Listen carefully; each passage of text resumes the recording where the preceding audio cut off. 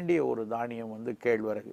ராகின்னு சொல்லக்கூடிய இந்த கேழ்வரகு வந்து ரொம்ப பிறந்த குழந்தைகள்ல இருந்து வயோதிகம் வரைக்கும் பயன்படக்கூடிய ஒரு தானியம்னு சொல்லலாம்.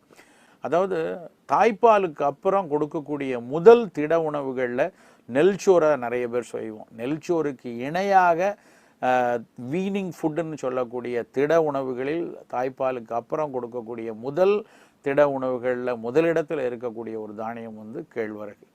எய்டு அப்படி ராகி புட்டு செய்து சாப்பிடலாம். இது ஒரு வகையில் தினசரி காலை உணவாகவோ இரவு உணவாகவோ இந்த கேழ்வரகு சேர்ந்த உணவை நம்ம எடுக்கும்போது புரோட்டீன் தவிர கூடுதலாக இந்த சப்ளிமெண்டடாக உடலுக்கு சேர வேண்டிய பல்வேறு கனிமங்களும் இந்த செகண்டரி மெட்டபலைட்டும் இயல்பாகவே இந்த கேழ்வரகுல இருந்து கிடைக்கும்.